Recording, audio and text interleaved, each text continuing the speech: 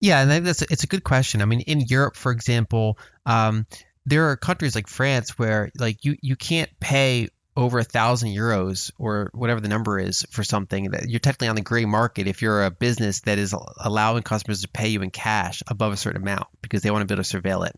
Or for example, I think it was 2020, Germany did a new rule that if you buy more than like 2,000 euros of gold, you basically get KYC'd on that, which is kind of crazy. So the first step is kind of surveillance. They want to know where the flows are going. So surveillance, increasing levels of kind of surveillance for starters.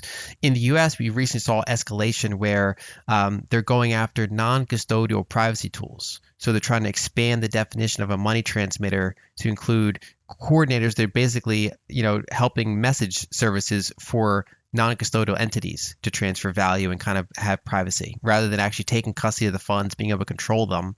We'll see how that works out in courts.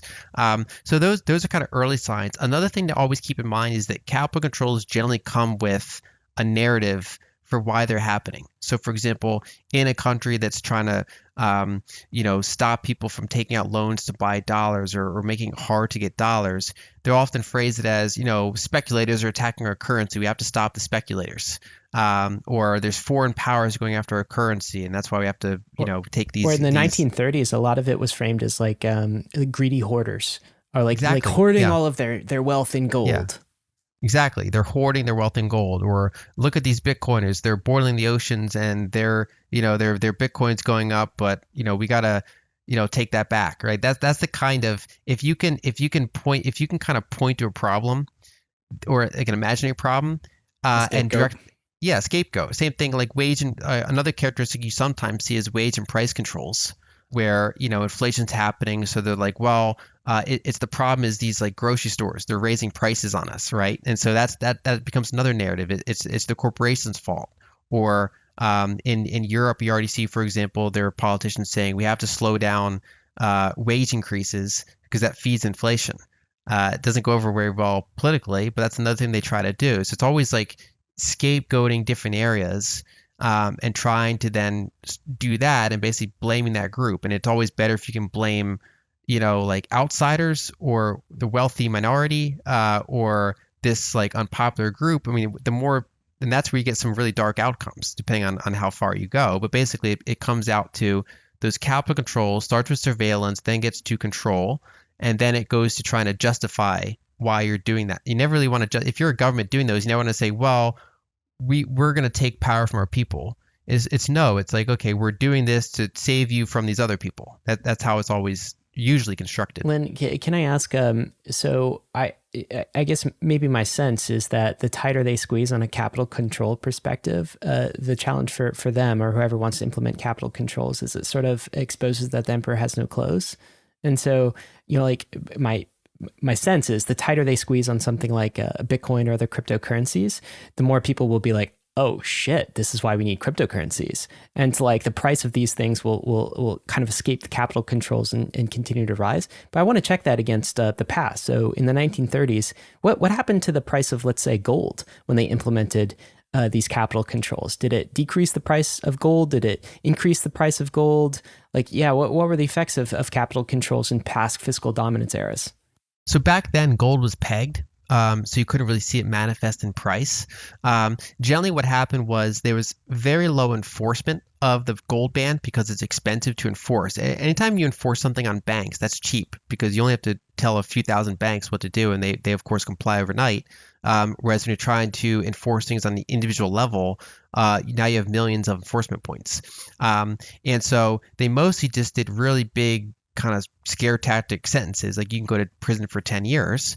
But then there are a fairly small number of people doing that. And there were people that literally just hodled gold for decades because that ban lasted for about 4 decades.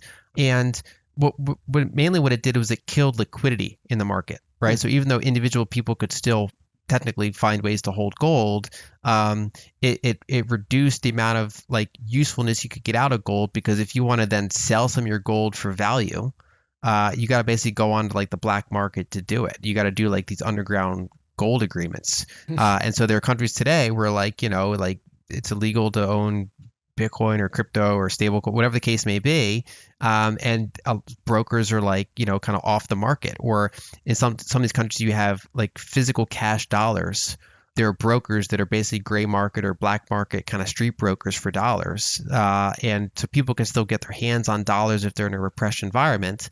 But the liquidity, like if you're a billionaire or a multimillionaire trying to move around a lot of money, it's a lot harder than someone who's just kind of small and well connected. So a lot of what they do is they damage the liquidity of those things. But it also does draw attention to it. And so and it also kind of weakness feeds on weakness. And so, for example, if a country implements capital controls, well, every outside investor is like, why would I ever invest in that country again? Why would I ever? I'm not going to put money in. I'm not going to get it out. And so you can actually go into a spiral until eventually something changes. Now, an entity like the U.S. or China can get potentially away with more capital controls than, say, a Turkey, right? It's kind of the bigger, more powerful you are, you have a longer runway of being able to implement that kind of thing. Now, the U.S. has the benefit of, fairly independent court system, so it's hard to just kind of do like a top-down thing. That political polarization can start to work on your favor because political polarization prevents some of the most extreme outcomes. As long as it holds. So, for example, during the gold ban, one party in Congress had a supermajority. They had over 2/3, so they could bypass almost every check and balance because you had a gigantic wave of political shift. Whereas it's much harder to do those things in a polarized republic, for example. Generally, authoritarians can do it, or republics where they've managed to build some sort of narrative or some sort of supermajority. Those are where you get usually those more extreme outcomes. To continue leveling up your crypto game, then you need to get on the Bankless newsletter. It's the world's most popular crypto email and is completely free. Just click below to sign up.